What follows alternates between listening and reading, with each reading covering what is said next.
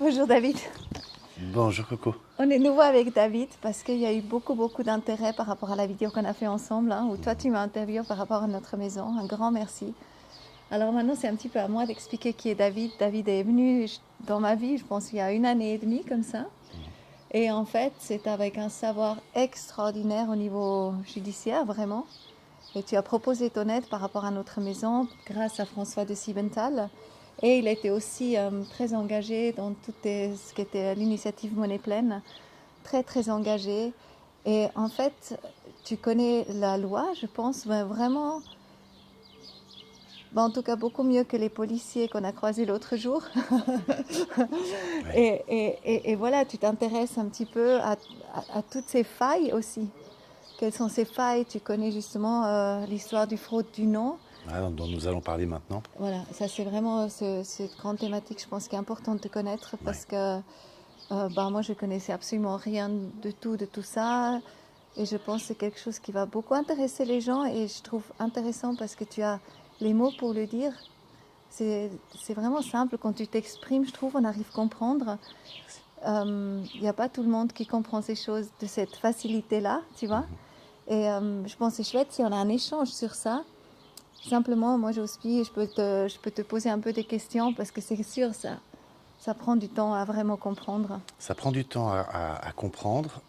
Ça prend vraiment du temps en fait à réaliser euh, que le sujet que l'on traite, en réalité, nous met dans une situation où on est dans l'obligation de renier sa propre identité, celle avec laquelle on s'est identifié toute notre vie, du moment où on est né et on a pris conscience on a cru avoir pris conscience de qui on est. Et en fin de compte, on découvre avec la fraude du nom que cette identité auquel on s'est identifié tout au long de notre vie, à l'école, au travail, pour les hommes à l'armée, certaines femmes aussi, par rapport aux assurances, par rapport aux impôts, par rapport à toute la vie sociale que l'on vit, du matin au soir quand on se lève, travailler, payer les factures, les impôts, quand on se fait arrêter par la police pour un contrôle ou autre, on se rend compte que, quand on a compris la fraude du nom, qu'en fin de compte, cette identité que l'on a endossée toute notre vie, en réalité, ce n'est pas nous. C'est pas moi. Ouais, C'est un avatar, un homme de paille. c'est ça. Moi, je dis le pion du Monopoly. Voilà. Donc, ça. vas-y. Oui, Une question. non, c'est intéressant. Non. Non, mais moi je me suis rendu compte de ça parce qu'en fait, on écrit toujours, tu vois, toutes les lettres que je reçois aussi du tribunal ou comme ça, hein, c'est toujours écrit mon nom de famille en grand, en gras, Voilà. en grand lettres.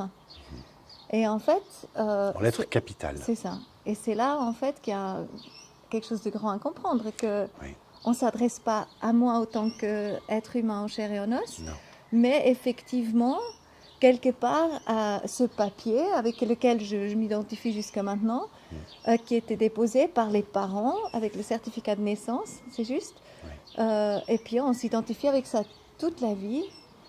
Et après, il y a cette histoire derrière en fait, si on ne dit pas qu'on est en chair et en os et qu'on est vivant, un être humain vivant, après 7 ans, on nous...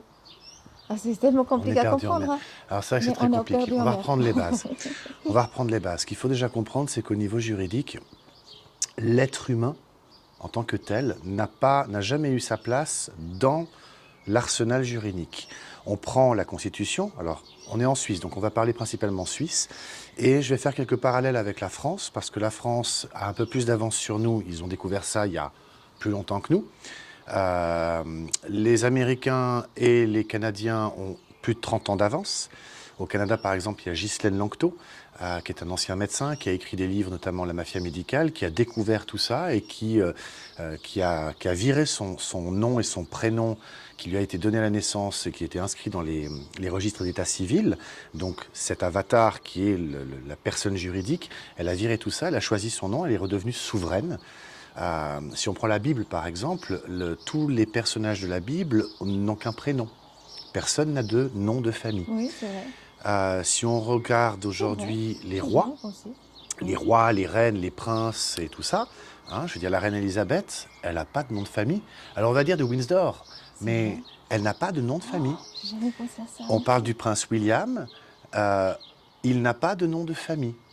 Et on peut trouver sur Internet les actes de naissance des enfants de Katie Williams. Et on voit justement que Kate, qui s'appelait Middleton, de nom de jeune fille, de maiden name, le nom de jeune fille en anglais, lorsqu'elle s'est mariée, elle a perdu son nom de famille.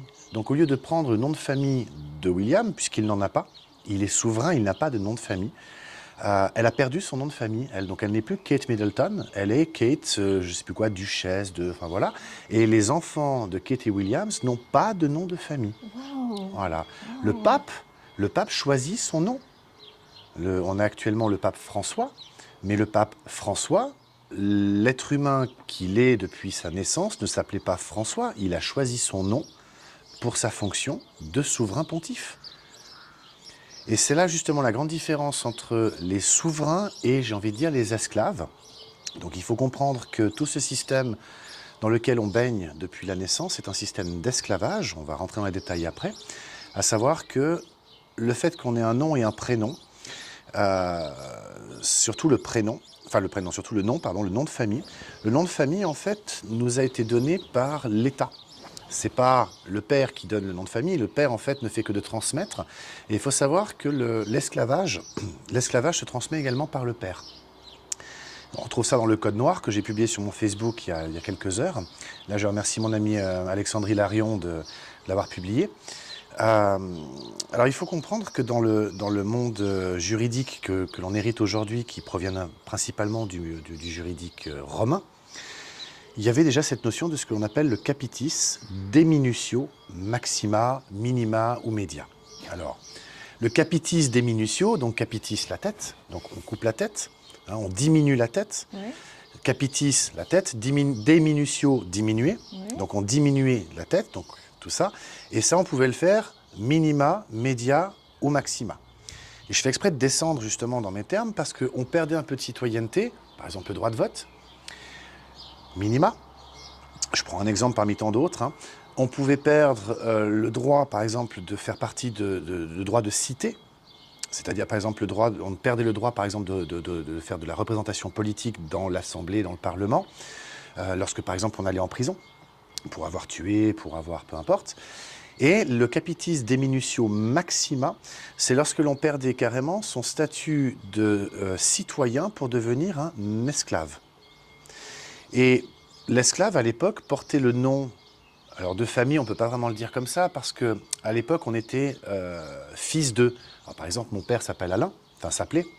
Donc, si on garde la notion de nommages ancestraux, je suis David, fils de Alain. Oui. Ça, ce serait mon vrai nom. Et si on reprend la Bible, on retrouve ces notions-là. Les Arabes aujourd'hui, le monde musulman, le monde arabe, hein, tu prends les pays du Maghreb, tu prends l'Arabie Saoudite, tu prends toutes ces zones-là, tu as encore les noms qui sont très, très éloquents. Ben quelque chose, c'est fils de. Tu prends chez les Asiatiques, San, c'est également fils de. Donc notre vraie identité, moi c'est David, fils de Alain et de Simone. D'accord. Léonard. Mais c'est touchant, c'est beau en plus. C'est beau. Ouais, c'est très beau. Léonard de Vinci. Leonardo da Vinci. Ouais. Léonard, alors j'ai été justement dans la petite bourgade où il a grandi, vécu et étudié. Léonard n'avait pas de nom de famille. Leonardo n'avait pas de nom de famille. Et pour le différencier des autres Léonard, on le disait Leonardo da Vinci. Parce qu'il y a une petite ville, enfin un petit village qui s'appelle Da Vinci en Lombardie. Très joli d'ailleurs. Lombardie ? Je ne sais plus, pas loin de Florence. Très très très joli petit village. Et donc on a plein de personnages comme ça dans l'histoire. Donc il était souverain aussi. Alors quelque part, oui. En fait, cette notion de nom de famille, je ne sais pas quand est-ce qu'elle est arrivée. J'ai l'impression que c'est arrivé avec Napoléon, avec le Code civil, dont nous, la Suisse, nous en héritons une grande partie, puisque Napoléon est venu à Genève entre 1800, je sais plus, 3 et 12, 13, un truc comme ça, début du 19e siècle. Donc Napoléon nous a apporté le Code civil, et j'ai l'impression que dans le monde latin, donc la France au départ, puis après les autres pays, cette notion de nom de famille s'est figée un peu comme ça. Et donc, il faut comprendre que le nom de famille que l'on a aujourd'hui, toi par exemple c'est Tachberter, moi c'est Pétavino, et ma mère c'était Vincent, et j'avais les deux noms de famille à la naissance, en tout cas pour la France. Ce nom, en fait, ne vient pas, ça ne désigne pas le nom d'une famille et on ne se transmet pas ce nom de génération en génération. En fait, c'est un nom qui a été arrêté à un moment donné dans l'histoire. C'est pour ça qu'il y a des noms qui sont donnés, qui ont par exemple lieu à des événements qui a eu lieu ou à des lieux physiques. Il y a des gens qui portent le nom de certaines villes ou villages, parce qu'à un moment on a figé ce genre de choses, ou il y a des gens qui ont par exemple des noms de famille qui sont durs à porter, comme par exemple j'avais un ami qui s'appelait Du Cimetière. Tu vois, c'est un peu lourd à porter, Du Cimetière. Donc il a pu faire changer son nom de famille en autre chose. Donc les noms de famille, on ne sait pas vraiment d'où ils viennent. Mais tu pourrais pas mettre un nom, justement, David, de Alain et Simone, tu pourrais pas. Alors, c'est là que ça devient intéressant. C'est qu'en France, il y a une loi qui s'appelle la loi du 6 fructidor de l'an 2. Et cette loi, elle dit que nul ne peut porter de nom autre que celui qui est inscrit sur l'acte de naissance. D'accord. Alors, j'ai regardé mon acte de naissance. Et sur mon acte de naissance, c'est marqué que je m'appelle David, fils de Pétavino et de Vincent. Donc, on revient à ce qu'on disait tout à l'heure. Mon acte de naissance dit bien David, fils de. On est d'accord. Ça, c'est sur la partie identité. Sur toute l'autre partie de l'acte de naissance, en ce jour de telle date de ma date de venue au monde, je pesais tant, je suis arrivé à telle heure, mon père a déclaré tout ça. Et en fait, on arrive, quand on regarde l'acte de naissance, en tout cas le mien, on s'aperçoit que ce document-là, il a toutes les propriétés d'un contrat qui s'appelle un contrat de fiducie. Parce que la déclaration est faite par le père, devant un officier d'état civil. Et donc, ce qu'il faut comprendre, c'est qu'il y a donc à ce moment-là un constituant, mon père, en me déclarant. Il y a un exécutant, donc l'état civil. Et puis, il y a donc un bénéficiaire, puisqu'un contrat de fiducie, c'est ça, c'est un constituant, un exécutant, un bénéficiaire. Donc, je serai le bénéficiaire. Et c'est ça qu'il faut comprendre, c'est que, ça c'est très complexe à comprendre, il y a des lois ancestrales qui sont toujours d'actualité. Comme par exemple le droit d'amirauté. Alors, le plus dingue dans l'histoire, c'est que les avocats, les juges, les juristes, ils connaissent ça parce qu'ils l'étudient. Mais on leur dit que c'est de la philosophie de droit. Donc en gros, c'est un truc inutile qu'on n'applique plus. Mais la réalité, c'est que c'est toujours d'actualité. Alors, qu'est-ce que le droit d'amirauté ? Parce que tout va expliquer justement cette notion de papier, de déclaration, et le fait qu'on ait un nom, et que, enfin, tout va venir de là. Le droit d'amirauté, c'est le plus vieux code du commerce au monde. Il reposait principalement sur l'honneur. Lorsque deux bateaux en mer faisaient commerce, si les deux bateaux battaient le même pavillon, c'est-à-dire qu'ils avaient le même petit drapeau de chaque côté du bateau, hein, si le bateau A et le bateau B avaient le même drapeau, pavillon pour être précis, alors ils appliquaient les lois de leur pays pour faire du commerce. Si par contre, les deux bateaux n'avaient pas le même pavillon, alors à ce moment-là, ils étaient dans une notion de commerce international. Donc ils devaient se mettre d'accord pour que le commerce puisse se faire sans rentrer en contradiction ni l'un ni l'autre avec leur propre loi nationale. Et puis arrive un troisième cas de figure où l'un des bateaux n'a pas de pavillon, et ça peut arriver. C'est à ce moment-là ce qu'on appelle être des pirates, ou lorsque deux pirates font du commerce, à ce moment-là, ils font comme ils veulent. D'accord ? Donc évidemment que celui qui battait pavillon, lui devait en tout cas respecter son propre code du commerce, même s'il faisait du commerce avec un bateau qui n'avait pas de pavillon. D'accord ? Et ça, c'est ancestral depuis toujours. Ce qui est intéressant de voir, c'est que on hérite de ça aujourd'hui avec le droit international. Dans le droit international, on voit par exemple avec l'OMC, on voit par exemple avec le Code uniforme du commerce, le Uniform Commercial Code, l'OMC, c'est l'Organisation mondiale du commerce. Elle repose un petit peu là-dessus, justement, enfin un petit peu, même énormément. Et peut-être le UCC, c'est Alors le UCC, c'est le Code uniforme du commerce, ou en anglais Uniform Commercial Code. Et le Code uniforme du commerce, c'est un code, en fait, c'est un code qui a été écrit aux États-Unis, mais qui retranscrit ce droit d'amirauté. D'accord ? Et aujourd'hui, il s'applique alors en Suisse depuis 1994. On retrouve ça dans un message qui avait été fait de l'Assemblée fédérale, du Conseil fédéral à l'Assemblée fédérale, concernant la loi sur les titres intermédiaires. Et on lit noir sur blanc que le Code uniforme du commerce s'applique depuis 1994 en Suisse. Alors ce Code uniforme du commerce, il est très intéressant parce que c'est... alors déjà, il est étudié uniquement dans le cadre universitaire par des gens qui font par exemple un MBA. Mais alors ce qui est intéressant, c'est... Alors, s'il est reconnu, alors ce qui est dingue, c'est que les gens qui étudient le UCC, le Code uniforme du commerce, comment dire ça, on leur donne un cours un peu vague sur les grands principes généraux. Mais on ne leur fait pas vraiment étudier ce droit-là. Il faut être très très spécialisé, donc c'est une étude très particulière de ce droit. Et donc c'est vraiment le droit du commerce international. D'accord ? Ce qu'il faut comprendre, c'est que comme il provient du droit d'amirauté, il est quelque part, il hérite de quelque chose d'ancestral, mais il reprend ces principes du droit d'amirauté, dont un qui est vraiment clé, à savoir que, à l'époque, on remonte à la période des galères et compagnie, imagine-toi par exemple Marco Polo, lorsqu'il a pris son bateau et qu'il est parti à l'aventure, il faut savoir qu'il a remis à la capitainerie, donc au port, à la capitainerie, à l'administration, il a dû remettre tous ses documents, c'est-à-dire ses titres de propriété, tous ses titres, d'accord ? Tout ce qu'il possédait, il l'a remis à la capitainerie. Pourquoi ? Parce que s'il part avec ses papiers et que le bateau coule, l'héritage ne peut pas se transmettre, puisque les papiers n'existent plus. C'est des contrats. C'est des contrats. Il faut comprendre que tout sur cette terre... Donc, par exemple, voilà, la maison, c'est un contrat. Voilà, tout sur cette terre, il faut comprendre que les banques, les assurances, l'administration et tous ceux qui nous demandent en fait des papiers par rapport à un objet qu'on croit posséder, une voiture par exemple, en réalité ce n'est pas l'objet qui les intéresse, c'est le papier qui se substitue en fait à l'objet. D'accord ? Donc pour la voiture par exemple, c'est la carte grise. Pour la maison, c'est le titre de propriété. Pour le terrain, c'est le titre de propriété. Je crois qu'on a compris un peu le principe. Pour l'être humain, c'est la carte d'identité. D'accord ?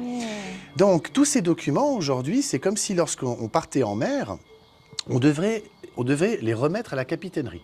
D'accord ? Parce que si le bateau coule, ou si je ne reviens pas, donc je suis Marco Polo, si je ne reviens pas au bout de 7 ans, eh ben, la capitainerie remet tout ça à l'État qui, elle, lance le processus d'héritage. Oui, c'est ça. D'accord ?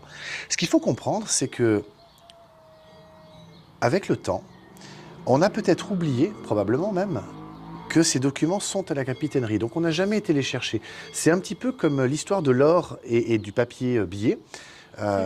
Où justement, on mettait l'or dans les coffres justement des orfèvres, qui lui nous donnaient des bouts de papier.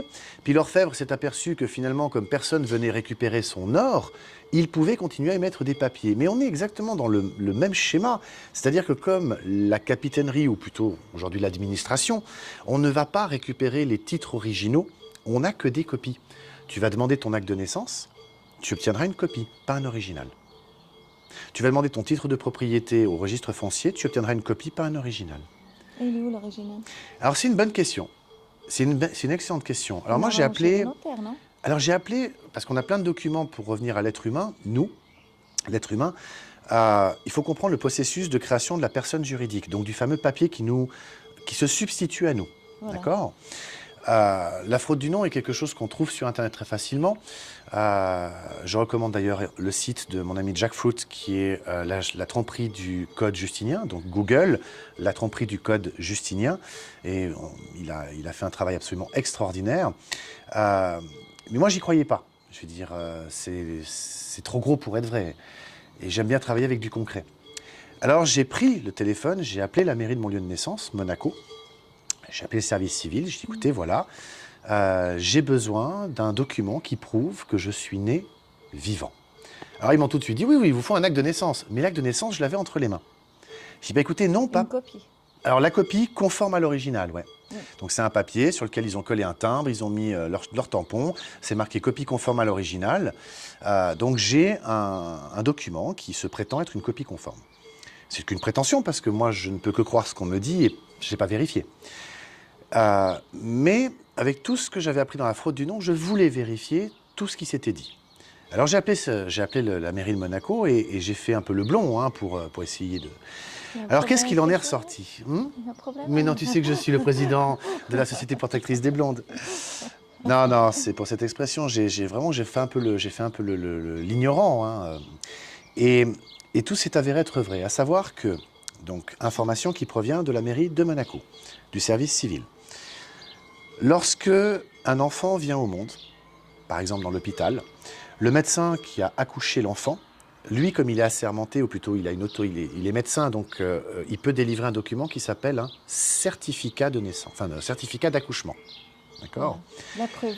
La preuve, il témoigne Voilà, qu'il c'est a ça. vu cet enfant naître, C'est naître, ça, venir c'est ça. au monde. Il fait un contrat, il signe. Il ne fait pas un contrat. D'accord, Il fait pas un contrat. Il fait une déposition. d'accord. C'est-à-dire Ok. qu'il fait un acte, si tu veux, de témoignage. Ok, Ok, il témoigne qu'il a bien vu un enfant venir au monde. d'accord.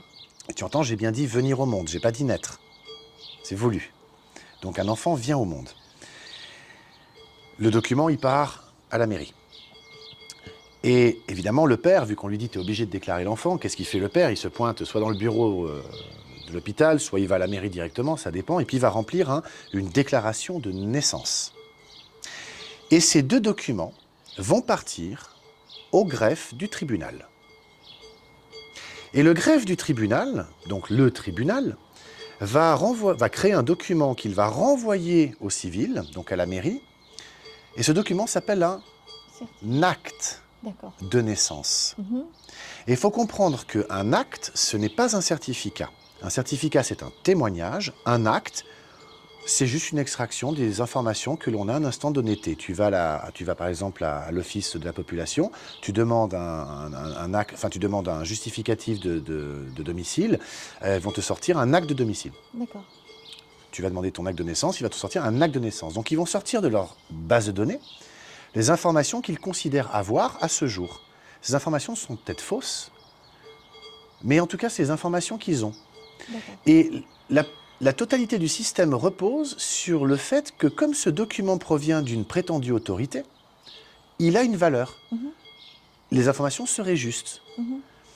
Mais en fait, un acte, ce n'est pas un certificat, ce n'est pas un témoignage. C'est juste des informations qui sont écrites, point barre. On ne sait pas si elles sont vraies. Donc on voit qu'on a là un petit souci, c'est qu'on a d'un côté un médecin qui a fait un certificat, donc un témoignage, et de l'autre, nous avons un tribunal qui crée un autre document qui s'appelle un acte de naissance. Et c'est là que ça devient dingue, parce qu'on va passer notre vie, sur la base de cet acte de naissance, on va créer une carte d'identité, éventuellement un passeport. Quand on va vouloir contracter, c'est-à-dire louer par exemple un appartement, on va donner notre carte d'identité. Quand on va vouloir aller chercher un emploi et donc contracter avec un employeur, on va lui donner notre carte d'identité. Lorsque on veut souscrire un abonnement téléphonique, nous allons donner notre carte d'identité. Lorsque nous souscrivons à une assurance maladie ou accident, on le fait toujours avec cette identité-là. D'ailleurs, ils nous demandent aussi une copie de la carte d'identité. Mhm. Et donc, tout ce que l'on fait au quotidien, on le fait toujours avec cette carte d'identité. Oui. Alors, ça peut sembler normal parce qu'elle justifie de notre identité. Oui. Mais il faut comprendre qu'en réalité, cette carte d'identité, c'est la représentation matérielle. Elle matérialise cette fiction C'est juridique. mon existence. Alors non, pas de ton existence, de l'existence de la personne juridique qui a été créée par le tribunal et qui se substitue à toi dans ce monde qui finalement n'est qu'un monde de commerce. Tout n'est que commerce. Absolument tout. Alors le truc qui est absolument dingue, et c'est là que ça devient totalement dissonant, c'est qu'il faut réaliser qu'en réalité, on joue tous un grand jeu de Monopoly. Alors, imagine-toi qu'on pose sur la table un jeu de Monopoly, tu vois, toi et moi, on met un jeu de Monopoly, on y place les pions, on met les cartes, les dés, et puis, jette les dés. 5, qu'est-ce que je vais faire? Qu'est-ce que je vais dire surtout? Je vais dire, j'avance de 5. Alors, je prends le pion et j'avance de 5. Mais c'est pas moi qui avance, C'est les dés. c'est le pion. Le pied. Ouais. Et là, je tombe sur une case. Enfin, le pion tombe sur une case. Et qu'est-ce que je vais dire, moi, en tant que joueur, par habitude? Ah, j'achète. Mais c'est pas moi qui achète. C'est le pion. Et puis, tu prends les dés, tu lances, tu fais pareil. Et puis, moi, je vais prendre les dés, et puis je lance, et puis je vais me tirer une carte chance qui me dit « va en prison ». Mais moi, l'être humain, assis autour de la table, je ne vais pas en prison. Je prends le pion et je vais le mettre en prison. Oui, oui. Le pion, c'est la personne juridique. Moi, l'être humain autour de la table en train de jouer, je ne suis pas le pion. C'est un peu comme Avatar. C'est un avatar. Eh bien, le pion, dans mon explication, c'est la carte d'identité. On passe notre vie à nous identifier, à nous confondre, le mot c'est ça, à nous confondre avec cette carte d'identité.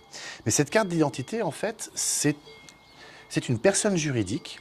Et là où ça devient très intéressant, c'est de voir que puisque le droit international, il est au-dessus du droit interne. C'est-à-dire que le droit international, il est toujours supérieur au droit qui est à l'intérieur d'un pays. D'accord ? De la Constitution suisse. Donc nous, dans le cas de la Constitution, enfin de la Et Confédération tous les autres, helvétique, on a donc le droit international qui est en haut. En dessous, il y a la Constitution. En dessous, il y a le droit fédéral. En dessous, il y a les ordonnances, les jurisprudences, tout ce qui va avec, fédéral. En dessous, il y a les cantonales. Et on recommence à chaque fois on va dire la pyramide des normes. Et puis après, on arrive même au niveau cantonal, où de nouveau, on a cette pyramide des normes qui est un peu la même. Bref. Mais on va rester simple, on va rester au niveau fédéral. La Confédération suisse a conclu un accord en 1999 de mémoire, qui est rentré en vigueur en 2002, qui s'appelle « Accord entre la Confédération helvétique et la communauté européenne concernant le trafic de marchandises par voie ferroviaire et par route ». Et on trouve dans cet accord, qui est du droit international, donc qui est au-dessus de tout, à l'article 3, définition, entreprise, personne physique. Donc une personne physique, au regard du droit international, est une entreprise. Une entreprise, c'est une fiction. Moi, j'ai travaillé pour différentes entreprises, mais l'entreprise n'est pas tangible, elle n'est pas palpable, c'est une fiction, c'est une croyance. Oui, il y a des gens qui sont allés créer des bouts de papier, qui ont été déposés au registre du commerce, et puis ils ont mis des sous sur un compte, mais l'entreprise n'existe pas. Matériellement, elle n'est pas tangible. On pourrait la représenter par les bureaux dans lesquels on va travailler, la carte de visite que l'on a, mais en fait, elle n'existe pas. Toi, tu existes, toi. Oui, là, t'es ça tangible. constitue toujours T'es un être humain. d'être humain, en fait. Toi, tu existes, Oui. tu es. Être ou ne pas être, telle est la question, quelque part. Une entreprise n'existe pas. C'est une fiction, c'est une croyance, c'est une représentation. D'accord ? Donc la personne juridique, c'est une entreprise, au regard du droit international.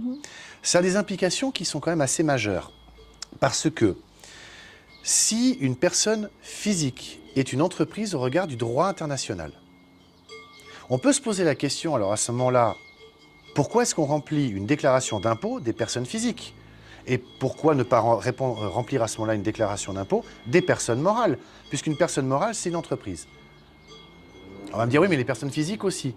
Et là, on rentre en fait dans des marasmes juridiques où on va avoir l'administration fiscale qui va dire, mais moi, je suis bloqué par le biais de ma loi sur l'imposition des personnes physiques ou des personnes morales, qui quelque part entre totalement en contradiction avec le droit international, qui prime. Donc c'est là que ça devient génial, parce que finalement, on se rend compte que tous ces articles de loi, tous ces codes, finalement, ne sont que des conventions que l'on accepte ou pas d'adopter entre l'un et l'autre des êtres humains qui jouent un jeu, celui du Monopoly. Si on prend la Constitution fédérale, elle est très claire. L'article 5.1, il nous explique que le droit, c'est la base et la limite de l'activité de l'État.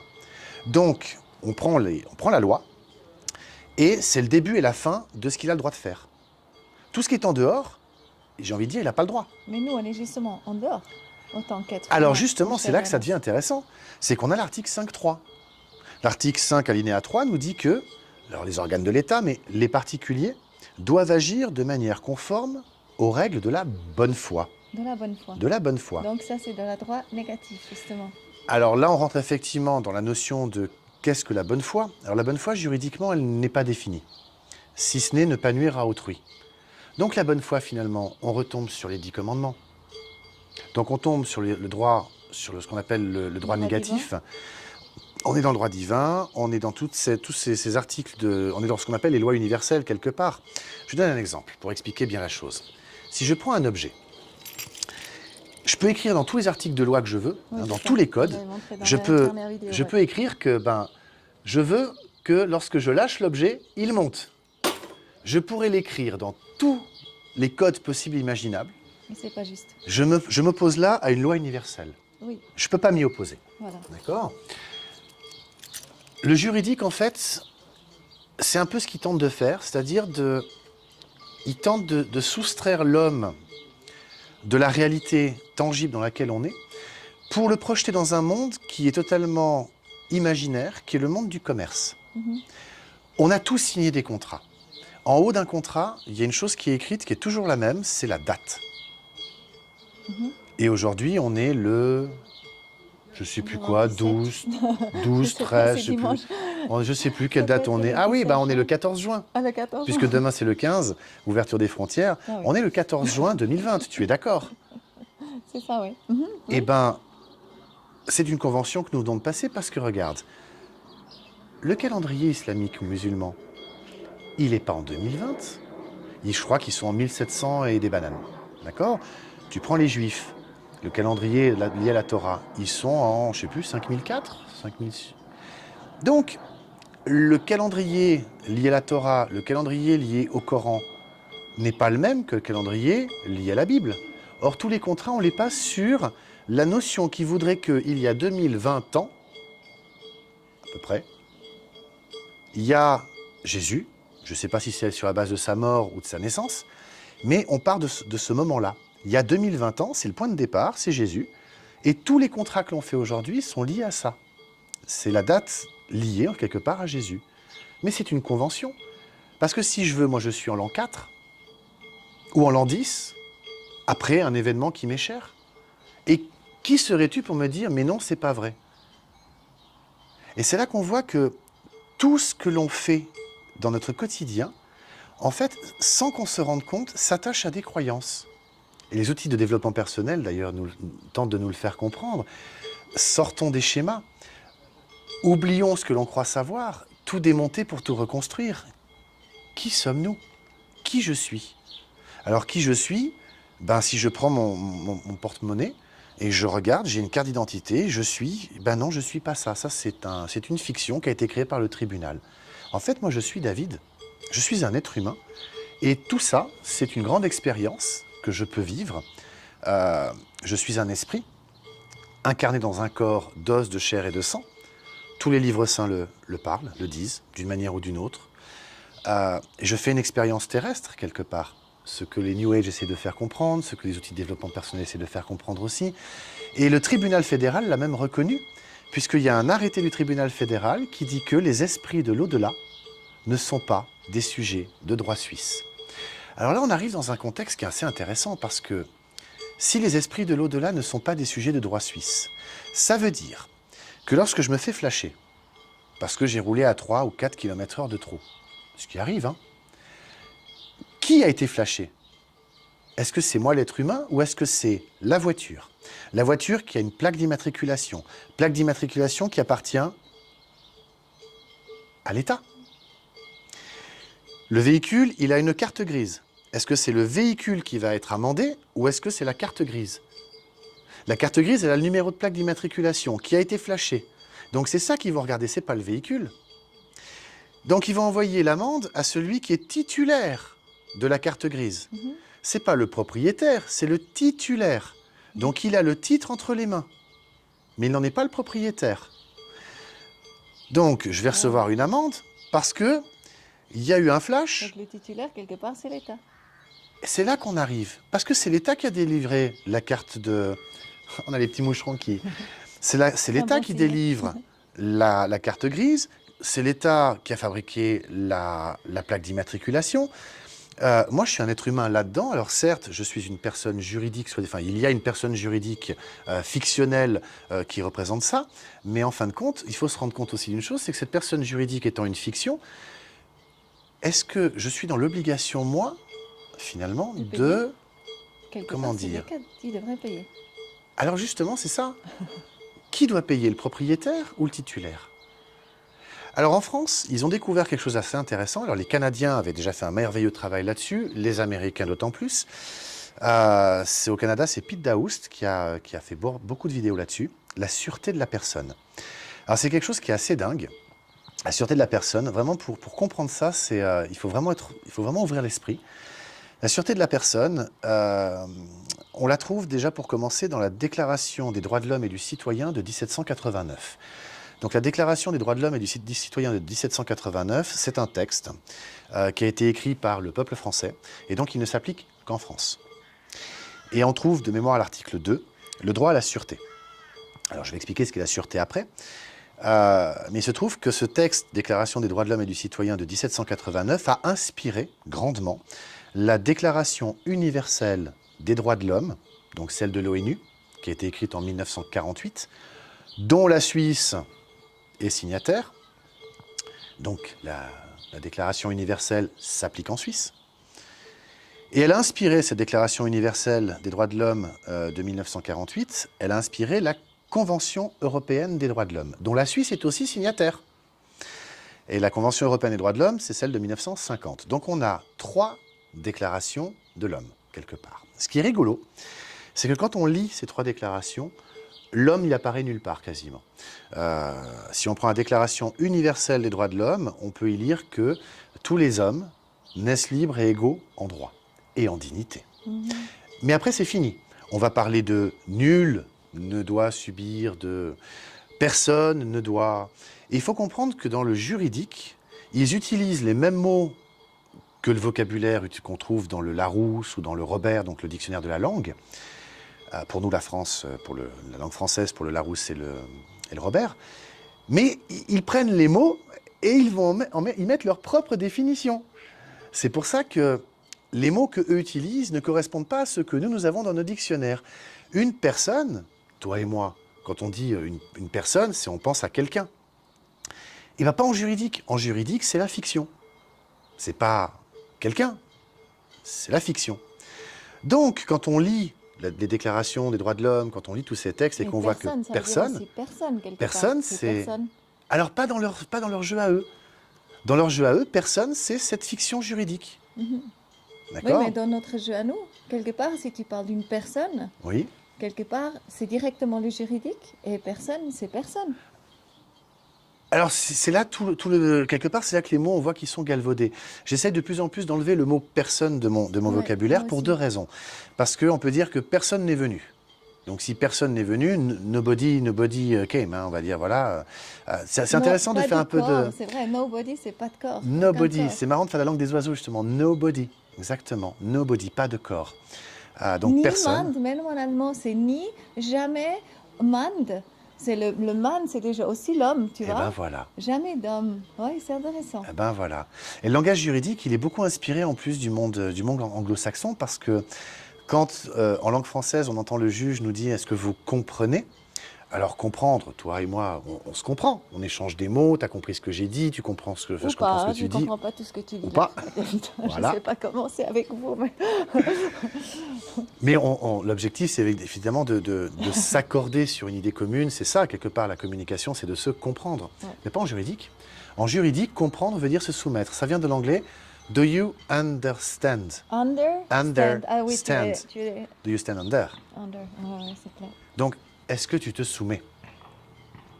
Et il est là la chose, finalement, parce que vu que, en fait, il faut comprendre qu'un tribunal n'est rien d'autre qu'un lieu dans lequel on fait du commerce. D'accord? De quelle forme?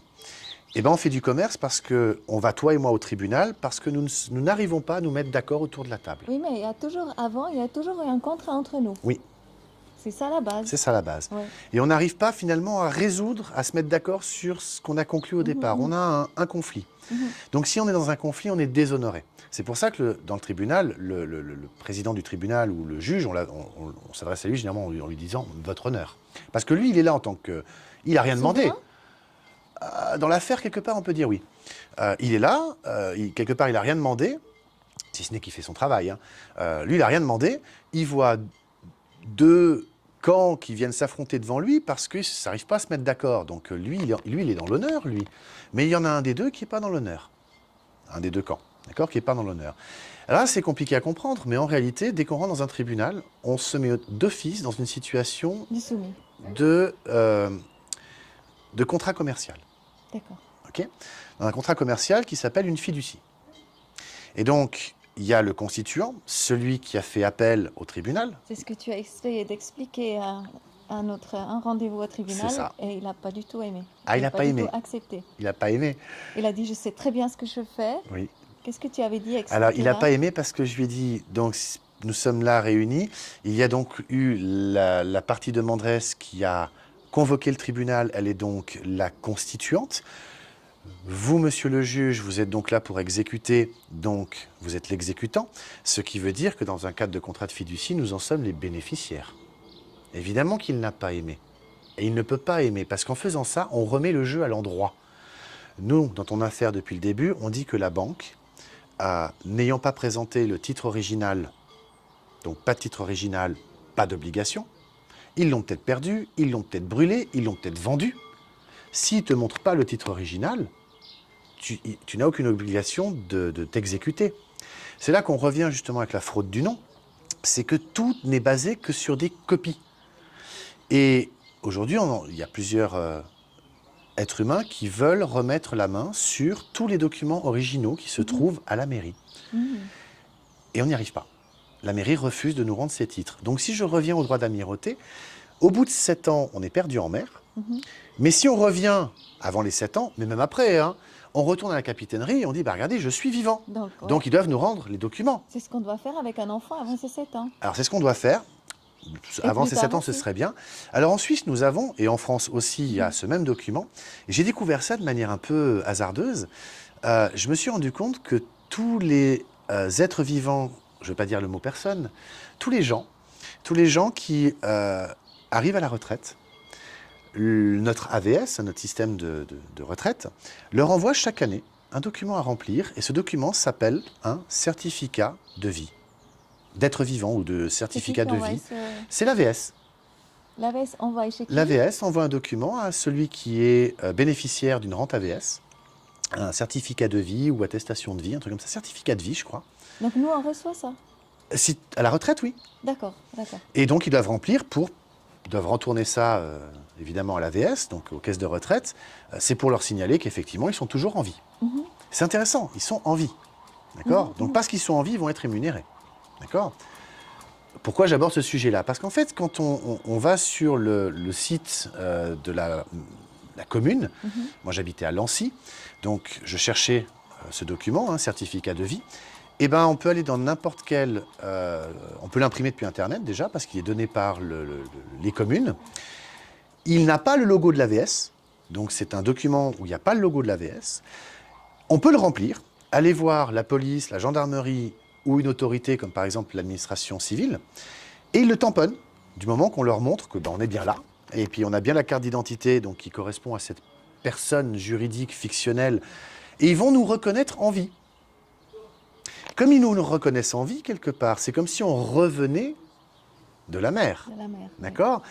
C'est important cette notion de revenir de la mer donc parce qu'elle est symbolique. C'est la première fois qu'on nous reconnaît autant qu'être humain? Alors, c'est un petit peu ce que je commence à comprendre, c'est que l'administration nous reconnaîtrait que nous sommes donc en vie. À partir de 65 ans. Alors, ils le font comme ça aujourd'hui, mais rien ne t'empêche d'aller aujourd'hui sur Google, de taper certificat de vie suisse, voilà, de télécharger le document, de le remplir, d'aller à l'administration et de te le faire tamponner. Et donc, l'administration, l'autorité prétendue, te reconnaît en vie. C'est là que ça devient intéressant parce que du coup, je pense que c'est grâce à ça qu'on peut initier toutes les démarches derrière pour récupérer les titres originaux. Je veux venir sur l'assurance vie parce que c'est extrêmement important. Là, je pense qu'on peut comprendre. Il y a des gens qui ont fait des assurances vie. J'ai le souvenir d'une amie, Raphaëla, si tu regardes cette vidéo, je te salue. Son papa a disparu il y a des années en arrière. Et normalement, au bout de 7 ans, l'assurance vie doit faire bénéficier l'assuré, hein, donc dans ce cas-là, c'était sa fille, du montant de la prime qui était convenue et prévue. Bref. C'est là qu'on se rend compte que finalement, ce droit d'amirauté, ce qu'on explique, c'est cette notion de perdu en mer, donc la marchandise où l'être humain se perd en mer et que donc les documents restent à la capitainerie, sont donc lancés dans un processus d'héritage, que quand on revient de la mer, on les récupère. C'est quelque chose qui peut sembler fou, mais c'est bien réel parce que tout notre système repose là-dessus et on le voit bien avec les assurances vie. Ils ont cette notion de 7 ans. Ils l'ont. Et en plus, elle est écrite dans la loi. Tu vois? Donc, ça peut paraître fou tout ça, mais c'est une réalité. Alors pourquoi les avocats, les juges, ils ne sont pas d'accord ou ils ont du mal à comprendre ce qu'on leur explique? Alors déjà, d'une part, c'est voulu, parce qu'ils ont appris ça comme étant de la philosophie de droit, premièrement. Mais par contre, ils en ont fait des doctorats, des masters, des travaux de diplôme, donc ils sont tout à fait au courant. Hein. Au contraire, ils ne pourraient pas le dire. Mais le plus dingue dans l'histoire, c'est que pour comprendre tout ce marasme qu'on met maintenant au jour avec la fraude du nom, tout ça s'est réparti dans différents endroits. T'en as un petit peu dans le Code civil, t'en as un petit peu dans le Code des obligations pour la Suisse, hein. T'en as un petit peu dans la Constitution fédérale, t'en as un petit peu dans le droit international, t'en as un petit peu par-ci, t'en as un petit peu par-là. Et donc, le problème, c'est qu'un avocat, il va se spécialiser en civil, il va se spécialiser en pénal. Oui, personne n'a la supervision surtout en fait. C'est ça. Et c'est hyper compliqué. Et c'est hyper compliqué. Quand même. Alors, je ne suis pas le seul. Il y a énormément d'autres gens merveilleux qui ont travaillé là-dessus, hein. Sonia, je te salue. En France, il y a des gens comme Lorelai qui ont fait un travail extraordinaire. Lorelai, par exemple, on trouve sur son site Aurore Esclave Story. Elle a fait une vidéo extraordinaire où elle explique que le Code civil en France, l'article 1, dit clairement que la loi doit être promulguée partout sur le territoire par le roi. Alors, il faut savoir qu'en France, M. Raffarin, de mémoire en 2004, je crois, il a écrit un texte, de mémoire une ordonnance, ou un décret, je ne sais plus, pour modifier le Code civil, l'article 1 notamment. Alors, c'est drôle parce que il a écrit un texte qui, juridiquement, est en dessous de celui-ci, pour modifier celui-là.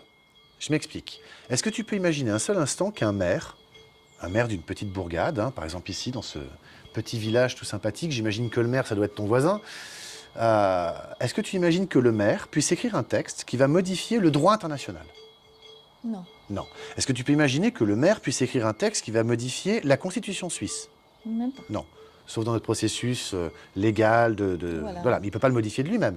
Est-ce que tu peux imaginer que le maire puisse écrire un texte qui va modifier le droit cantonal? Non plus. Pas, non plus. Ben là, c'est exactement un peu ce qu'il a fait, c'est qu'il a écrit un décret, donc c'est un texte qui est en bas, qui est allé modifier le truc qui est en haut. C'est ce qui se passe dans la Constitution un petit peu aussi, non? Il y a des choses un petit peu qui se non, sont ça, ils l'ont pas fait, heureusement, mais le peuple veille à ça, justement. Mais donc, Raffarin, M. Jean-Pierre Raffarin, a écrit un texte, un décret, je crois, qui a modifié l'article 1, mais légalement, il n'est pas modifié. Si on reprend tout l'arsenal juridique français, il est intouchable, ce Code civil. Intouchable. On est d'accord. Et on va même plus loin. C'est que si la loi doit être promulguée partout sur le territoire, donc en France, et donc dans les territoires d'outre-mer et autres, si ça doit être promulgué par le roi, il faut savoir qu'en France, le dernier roi qu'il y a eu, c'était, de mémoire, Louis-Philippe Ier, qui était au pouvoir jusqu'en 1826, je crois, de mémoire. Je ne m'attendais pas à vouloir parler de ça, donc j'ai quelques dates un peu floues, à vérifier, évidemment. Et depuis qu'il n'y a plus de roi en France, eh ben, il n'y a plus de loi qui a été promulguée. Et on peut le vérifier de manière très simple, hein. C'est que tout ce qui a été mis en œuvre, on appelle ça des codes. Ce n'est pas la loi, c'est un code. On appelle ça des décrets. Ah, c'est pas une loi, un décret. On appelle ça un décret-loi. Ah bah, c'est pas une loi, un décret. La loi, elle est en dessous de la Constitution. Les décrets, les ordonnances et tout ça, c'est en dessous encore. Donc en fait, vu qu'il n'y a pas de roi qui a promulgué la loi en France, la France fonctionne dans des croyances, dans des textes qui sont des croyances, qui sont en dessous même du truc suprême qui s'appelle le Code civil, qui a dit que la loi doit être promulguée par le roi. Et comme quand on se fait arrêter en France, la gendarmerie, la police dit « c'est la loi ». Mais même eux ne sont pas capables de dire laquelle. Et c'est ça qui est drôle, parce qu'en fait, ils vont s'appuyer sur des règlements de police, des règlements, mais pas la loi. Ils vont s'appuyer sur des décrets, mais pas sur la loi. Et donc, on tombe dans une situation où en France, c'est absolument dingue, mais quelque part, j'ai envie de dire que tout l'arsenal juridique, il n'a aucune valeur. Emmanuel Valls, en plus, a fait quelque chose de dingue en partant, la veille de son départ. Emmanuel Valls, qui était Premier ministre sous François Hollande, il a fusionné, alors je vais le faire très simple, hein, parce que c'est un dossier assez complexe. Parce que je sens que... Il a fusionné, en fait, il a placé tout le pouvoir juridique, qui est censé être séparé, d'après les concepts amenés par Montesquieu. Il doit y avoir 3 pouvoirs, le pouvoir exécutif, législatif et judiciaire. Les 3 doivent être séparés, sinon on est en dictature. Et bien Emmanuel Valls, il a placé le judiciaire sous l'exécutif. Alors il y a toute une histoire avec la Cour de cassation qui a émis une jurisprudence qui voudrait que tant que je ne sais plus quelle cour est toujours sous cette juridiction, effectivement, c'est... En fait, pour dire un truc très très simple, il y a une constitution en France qui dit simplement que lorsqu'il n'y a pas de séparation des pouvoirs, la constitution n'a aucune valeur. Et en France, depuis ce moment-là, eh ben, elle n'a plus de valeur. D'autres vont dire encore plus loin que la Ve République en France ne serait pas légitime pour différentes raisons. Je renvoie de nouveau sur la chaîne YouTube de Lorelai, Esclave Horror Story, où Maître Fortabal Abattu, qui est un avocat, docteur en droit, donc c'est pas un rigolo le monsieur quand même, hein, explique tout ça très très bien. Ça a un impact non négligeable parce que même le Code général des impôts en France n'a aucune légitimité. Et je vais revenir chez nous du coup en Suisse parce que ce qui est dingue, c'est qu'on s'aperçoit que aux États-Unis, le Internal Revenue System, et là on peut voir les vidéos de Aaron Russo, décédé depuis un certain temps malheureusement, mais il est allé interviewer le patron de l'IRS, le Internal Revenue System, qui est l'organisme qui cueille l'impôt aux États-Unis. Dans la Constitution américaine, le droit à l'impôt est inscrit dans la Constitution, mais il y a un organisme privé qui a dit, puisqu'il n'y a personne qui s'en occupe, moi je vais le faire. Le IRS, Internal Revenue System. Donc Aaron Russo est allé l'interviewer, le patron de l'IRS, et il a avoué qu'effectivement, aucune loi n'a donné légitimité à l'IRS de lever l'impôt. Au Canada, il y a Ghislaine Langto, GIS, qui s'oppose à remplir une déclaration d'impôt canadienne parce que le Québec n'aurait pas ratifié la Constitution du Canada. Donc, pas de ratification. Le Québec n'est pas rattaché au Canada, donc elle ne veut pas remplir une déclaration d'impôt du Canada. Elle veut respecter finalement la loi quelque part. Elle le veut. En France, il y a des Bretons qui ont compris et qui se rappellent que Napoléon leur a donné la souveraineté, donc l'indépendance. Donc ils n'ont pas à se soumettre à l'impôt français. Il y a des Corses qui l'ont compris. Il y a toute une équipe aujourd'hui qui s'est rendu compte que la Savoie a été envahie par la France et rattachée à la France de manière illégitime.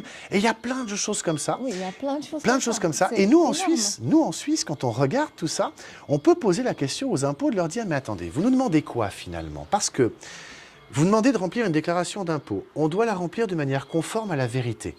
Ouais. À la vérité. Ouais. D'accord? C'est la loi fédérale. On signe la déclaration d'impôt. Ils nous demandent par exemple les chiffres qu'on a reçus en tant que salaire. Mais moi, ces chiffres, en réalité, je ne les ai pas reçus parce qu'ils ont été transférés d'un compte bancaire à un autre compte bancaire. Et il y a une jurisprudence qui dit l'argent déposé sur un compte bancaire appartient à la banque. C'est pas moi qui le dis, c'est le tribunal fédéral. D'accord? Donc, si les chiffres, ils appartiennent à la banque, pourquoi ce serait à moi de les déclarer dans une déclaration d'impôt? Premièrement. En fait, quand je déclare les chiffres là qu'on me donne, c'est tellement complexe. Ça veut dire que je déclare les promesses que quelqu'un me fait. Mais pour bien comprendre ce qui se passe, Oui, c'est quelque part, je vais commettre un mensonge en remplissant la déclaration d'impôt avec les papiers qu'on m'a donnés. La feuille jaune de déclaration de salaire. Et tous ces papiers qu'on me donne, quelque part, font que je crois dire la vérité. Parce que je ne connais pas la loi. Toi, tu la connais, la loi? Non. Il y a des avocats, il y a des juges, même eux ne la connaissent pas. D'accord? Est-ce que tu as lu une seule fois la loi sur l'imposition des personnes physiques, la loi fédérale fiscale? Jamais tu l'as lu. Et bien pourtant, tu dois déclarer de manière conforme à la vérité. Tu prends tes bouts de papier que tout le monde t'envoie, hein, ton employeur, l'assurance maladie, tu reprends. En plus, l'État te donne, les impôts te donnent le petit fascicule. Hein, ils t'expliquent, là, il faut mettre tel chiffre que vous trouverez dans tel document qu'on vous a donné. Donc quelque part, j'ai envie de dire, je pourrais presque accuser l'État de nous faire mentir, quelque part. Parce que le salaire, les chiffres que j'ai reçus sur mon compte bancaire en tant que salarié, je ne les ai pas reçus. Moi, c'est le compte bancaire qui les a reçus. Le compte bancaire, il appartient à la banque. Donc, ce serait à la banque de déclarer ces chiffres. De plus, ces chiffres, ils appartiennent... On est d'accord. Je suis d'accord avec toi, mais David, tout ce que tu dis, c'est tellement complexe. C'est dingue, hein? On est tellement dans une croyance. C'est tellement figé. Oui. Donc, je comprends que tout ça, c'est quelque part, c'est fraude. C'est une fraude. Donc, quelque part, maintenant, ce qui est intéressant... C'est un dol, pour être précis. Voilà, mais maintenant, vraiment, ce qui est important et intéressant. Et puis maintenant, une fois qu'on commence à connaître tout ça, quelle est notre possibilité? Qu'est-ce qu'on peut faire? Alors, je termine juste sur la banque, parce que c'est clé. Le compte, il est attribué à qui? À un titulaire, et ce titulaire, c'est donc la personne juridique. C'est donc pas moi, l'être humain. Alors, qu'est-ce qu'on peut faire? Alors, la sûreté de la personne, parce que c'était quand même un peu le point de départ, on le retrouve pour nous en Suisse grâce à la Convention européenne des droits de l'homme. La sûreté se veut être une garantie financière attribuée d'office, puisqu'elle est d'office, puisqu'on y a droit, de par la Convention européenne des droits de l'homme. Pour la France, eux, ils peuvent se servir de l'article 2 de la Déclaration des droits de l'homme et du citoyen. La sûreté, en fait, c'est quoi? C'est cette garantie financière que nous avons, que notre personne juridique a, par essence. D'accord? Et cette sûreté, alors c'est Pete Daoust qui l'explique très très bien, pour lui cette sûreté se trouve être, pour le cas du Canada, auprès de la Banque centrale du Canada. Parce qu'il y a une chose que je ne t'ai pas dit tout à l'heure. Lorsque les documents, au moment de la venue au monde de l'enfant et de la création de la personne juridique, j'ai un contact qui me certifie, je ne l'ai pas vu, mais il me certifie que lorsqu'il est allé récupérer son dossier dans la mairie de son lieu de naissance, puisqu'il y travaille, je ne dirai pas où pour sa protection, évidemment. Donc un soir, il a pris les clés, il est descendu aux archives, il est allé trouver son dossier et effectivement, il a tout récupéré, il a tout pris. Et se trouvait être un titre de la banque centrale de son pays, pour ne pas le mettre en danger, il a trouvé un titre émis par la banque centrale de son pays d'un montant de 98 millions d'unités de son pays. D'accord? Donc si c'est aux États-Unis, c'est des dollars, si c'est au Canada, c'est des dollars canadiens, si c'est en Suisse, c'est des francs suisses, si c'est en France, c'est des francs français ou des euros. Je ne veux pas, voilà, mais il peut comprendre. Donc en plus de tous ces documents qui étaient le certificat de naissance, l'acte de naissance, la déclaration du père, il a trouvé un titre bancaire émis par sa banque centrale d'un montant de 98 millions. Donc le truc qui est dingue, c'est ça la sûreté, c'est qu'à notre naissance, une valeur nous est attribuée. Voilà. Et cette valeur, c'est ça la sûreté. Et ça, c'est le compte AVS. Alors, le truc est dingue, mais je pense que oui. Je pense que oui, parce qu'aux États-Unis, ils ont réussi à démontrer que les numéros de sécurité sociaux sont des numéros de compte qui sont joués en bourse. Voilà. Et comme avant nous, l'âge de on 7 ans, ne déclare pas être vivant, donc en fait, eux, voilà. Ils vont jouer avec ces Voilà. valeurs C'est qui met fictives. cet argent là-dedans? Et cet argent est aussi fictif. C'est de la bourse, c'est du casino. Comme ça. Donc ça veut dire qu'on a tous, notre personne juridique, la personne juridique dont nous sommes titulaires aurait une valeur. Je dis bien aurait une valeur, alors aux États-Unis ils l'ont prouvé, aurait une valeur, et cette valeur, vu qu'on ne va pas la récupérer à la capitainerie, Ouais. Dans l'analogie qui en est Voilà. faite, on ne va pas se Ils présenter peuvent en vivant, disposer. ils en disposent, Voilà, puisqu'au bout de c'est ça. 7 ans, c'est entre guillemets perdu Et là, en mer, c'est une allégorie. On est les esclaves. Et c'est vraiment. pour ça qu'on passe notre vie finalement à payer des choses qui C'est finalement ne seriont pas de notre ressort. C'est ça. Les impôts, aussi dingue que ça puisse paraître, les impôts, c'est quelque chose qui est arrivé avec la naissance des banques Ils centrales. devraient pouvoir payer ça avec l'AVS de toute façon. C'est la sûreté de la On personne. ne devrait pas payer les maisons, on ne devrait rien payer quelque part. Alors on devrait rien payer. On Attention, devrait pas payer. je ne veux pas venir sur ce terrain-là. Non, D'accord. c'est pas qu'on On va devrait bientôt arrêter rien parce qu'il payer. commence à bien pleuvoir et je pense qu'on a fait déjà très long. Imagine que tu vas au marché, il commence à pleuvoir, imagine que tu vas au marché, on y va, hein. Tu vas au marché, tu prends tes tomates, tes kiwis, Non, ça oui, bien sûr. On doit tu vas payer. pas On dire est au bien marchand, d'accord. écoute, On est bien d'accord. sers-toi auprès de ma banque centrale. Non, là tu passes un contrat avec lui, donc tu vas Ouais. lui. C'est du Oui, on est commerce que tu d'accord. fais directement. Mais les impôts, il faut comprendre que les impôts sont toujours liés avec la naissance d'une banque centrale, déjà pour commencer. Donc l'État met en garantie le peuple, donc c'est déjà la première mise en esclavage, premièrement, alors que c'est interdit par toutes les conventions, hein, mais c'est pas grave. Tout le monde le fait. Et surtout, la chose la plus dingue qu'il faut comprendre, c'est que on doit pouvoir décharger ces dettes publiques, donc c'est celles-ci que nous n'avons pas finalement à payer. Les dettes publiques sont à décharger auprès de la sûreté de la personne. C'est ça. Alors, la question qu'on peut se poser par rapport à la Suisse, puisque nous n'avons pas la sûreté de la personne, en tout cas je ne l'ai pas trouvée ni dans la Constitution fédérale, ni dans les constitutions cantonales, ni dans les lois fédérales, ni dans les lois cantonales, je l'ai trouvée nulle C'est très part, flou. à un endroit. Mhm. Le seul endroit où je l'ai trouvé, c'est dans la Convention européenne des droits de l'homme. Et comme la Suisse est signataire, on est donc soumis à ce texte qui, lui, nous donne Le cette texte sûreté de la suprême. personne. D'accord. Donc la question qu'on peut se poser aujourd'hui, c'est est-ce qu'on doit décharger nos dettes publiques auprès de la Banque centrale suisse, à savoir la Banque nationale suisse, ou au travers de la Banque centrale européenne, puisqu'elles sont liées, apparemment, elles sont rattachées, système monétaire européen. Donc, où est-ce qu'on doit décharger tout ça? C'est une bonne question. Il y aurait encore plein à dire sur le sujet des impôts et de la Banque nationale suisse, mais vu tout ce Voilà. qui pleut, voilà. Moi, je dis qu'on peut continuer dedans. On a dû bouger parce qu'il pleuvait. Donc, j'expliquais justement les impôts, pour prendre un exemple. Mais il y a quelque chose qui est absolument hallucinant quand on va regarder. Alors en France, ils se sont aperçus que la République française était une entreprise enregistrée au registre du commerce. On retrouve sur société.com et dans les bases de données de l'INSEE, on retrouve tout ça, puisque c'est l'INSEE qui distribue les numéros de sirène ou de sirette, qui est l'équivalent du numéro de TVA, ce qui veut dire que dès que tu as un numéro de TVA, tu es une entreprise, et une entreprise n'a pour but que de faire du commerce. Et bien en Suisse, c'est inscrit dans le code des obligations, qui est notre code à nous du commerce quelque part, puisqu'il régit toutes les obligations contractuelles. Donc, on voit l'article 762 que la Confédération, les cantons, les communes et les districts sont des corporations. Comme ce sont des corporations, ce sont donc des entreprises, de nouveau, ce sont des entités fictives, elles ont pour but de faire du commerce. Alors, ce qu'il faut comprendre, c'est que la situation juridique dans laquelle on est aujourd'hui, quelque part, avec un petit peu cette guerre des libéraux, des conservateurs, ce qu'on voit avec le monde qui se présente, où il y a de plus en plus d'organismes non gouvernementaux comme l'OMC, l'OMS, qui se positionnent au-dessus des États pour leur donner des directives ou des ordres, ou l'Union européenne. En fait, ce qu'il faut comprendre, c'est que dans la Bible, on voit que Jésus avait chassé les marchands du temple. On pourrait dire aujourd'hui que les marchands ont envahi le temple. Pourquoi ? Parce qu'à l'époque, un organisme public, comme l'État, il était vraiment public. Donc dans la tête des gens, un organisme public, c'est un organisme qui finalement œuvre dans l'intérêt général de la communauté. Une mairie, par exemple, elle est là justement pour administrer les biens liés à son cadre, qui appartiennent justement aux propriétaires. Voilà, donc c'est pour gérer un petit peu toute cette partie communautaire. Sauf qu'aujourd'hui, on se rend compte qu'une mairie en France ou une commune en Suisse, c'est une entreprise privée. On se rend compte qu'en Suisse, la Confédération, les cantons et les districts, donc les communes aussi, sont des entreprises.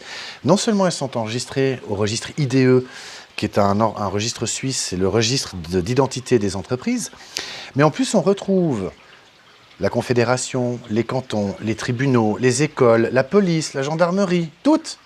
On les retrouve en plus dans une autre base de données, qui est une base de données internationale, la base de données du Duns and Bradstreet. Et ils ont un numéro, Duns, et on peut trouver, si on va sur Internet, sur la base de données upic.de, upik.de, et ben on arrive à retrouver, pour la Suisse, la Confédération, tous les cantons, toutes les communes, tous les hôpitaux, tous les corps de police, donc la police cantonale de ceci ou la police cantonale de cela, on les retrouve tous, et ce sont tous des entreprises. Ce qui est dingue dans cette histoire, c'est que les fonctionnaires qui sont employés par ces administrations, ils pensent faire très bien leur travail et à juste titre. Ce qu'ils ne savent pas, c'est qu'en réalité, ils font du commerce, et qui plus est de manière illégitime, parce qu'ils obligent l'être humain à faire du commerce avec une entreprise privée. Les impôts, par exemple, envoient la déclaration d'impôt, donc le fonctionnaire fait très bien son travail par rapport à ses règlements, par rapport à ce qu'il a appris. Donc qu'est-ce qu'il fait ? Il envoie la déclaration d'impôt au contribuable. Le contribuable va faire quoi ? Il va la remplir, il va la signer, puis il va renvoyer. Donc c'est là qu'il a contracté avec une entreprise. En fait, ce qu'il faut comprendre, c'est qu'aujourd'hui, ce qui était public est devenu privé. Ça a un impact qui est non négligeable, parce que ça veut dire qu'en fin de compte, moi je n'ai aucun contrat avec la Confédération, je n'ai aucun contrat avec la commune, je n'ai aucun contrat avec le canton, jusqu'à preuve du contraire, et je n'ai aucun contrat avec l'administration fiscale. Sauf si je reçois la déclaration d'impôt et que je la remplis, je la signe, là j'ai contracté avec eux. Pourquoi ? Parce qu'eux vont dire, mais attendez, il y a une loi, on utilise une loi. Et on se retrouve dans la même situation que le Internal Revenue System aux États-Unis, c'est-à-dire cet organisme privé qui s'est dit, bah tiens, vu qu'il n'y a personne qui occupe ce terrain-là, bah moi je vais le faire. Sauf que nous, en Suisse, ou en France, l'impôt est né notamment avec la Banque centrale, en tout cas en Suisse. Et ce qu'il faut comprendre, c'est que ces organismes publics, en devenant privés, continuent une activité qui, théoriquement, ne leur appartient pas.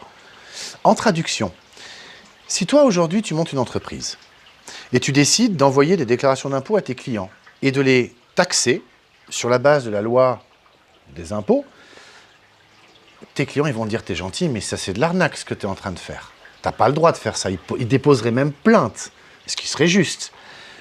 Mais nous, parce qu'on nous a enseigné, on nous a appris, nos parents nous ont dit, parce qu'on croit que tout ça est légitime, et en fin de compte, moi j'ai l'intime conviction, et je vais me réfugier derrière mon droit fondamental de croyance, qui est inscrit dans la Constitution fédérale, Je crois que tout ça, c'est une immense supercherie.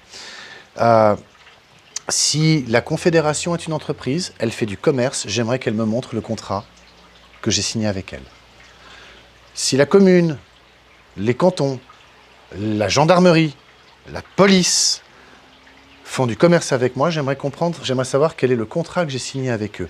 Tant que je ne nuis à personne, je fais un excès de vitesse. Je dépasse de 3, 4, 5 km/h, y compris au-dessus de la marge de sécurité. Hein. À qui ai-je nuit? Est-ce qu'il y a un blessé? Est-ce que la Confédération ou la commune, le canton, qui va m'envoyer l'amende, peut se prétendre d'être lésé de quelque chose? Non. Ils ont juste pris une photo. Voilà. Donc ça, c'est extrêmement important à comprendre, c'est que le domaine public, enfin les organismes publics, sont devenus des privés. Les gens qui y travaillent ne le savent pas, donc les fonctionnaires, les agents de police, les administrateurs, tous ces gens, ils ne le savent pas. Et ils font très très bien leur travail, ça j'en conviens. Mais pour moi, ce travail qu'ils font est totalement illégitime. Et ça, c'est très grave. Et c'est quelque part, maintenant, ce qu'il faut comprendre, c'est qu'on est dans une situation où financièrement, les banques, elles sont totalement en faillite. Le système bancaire, il est mort. Tout ce monde est en train de s'écrouler. Et le fait de comprendre la fraude du nom permet justement l'éveil. C'est une des parties. Et pour ça, il y a des vidéos que j'invite vraiment tout le monde à aller voir. C'est les vidéos de mon ami Jérémia Lécarné. Il a une chaîne YouTube. Il a fait un travail extraordinaire de recherche, vraiment, sur les contrats, sur le droit des défunts, sur la notion de temps. Il a découvert, par exemple, que le temps est une notion juridique qui n'existe que pendant les contrats. Puisqu'on a parlé tout à l'heure de 2020. Hein, donc on a conclu tous les deux que cette date-là était correcte entre toi et moi parce qu'on accepte tous les deux cette notion de il y a 2020 ans, Jésus, tout ça. C'est un contrat. Jérémia a vraiment fait un travail extraordinaire. Il a une pédagogie exemplaire. Et vraiment, j'invite tout le monde à aller voir sa chaîne, Jérémia Lécarné. Voilà, merci.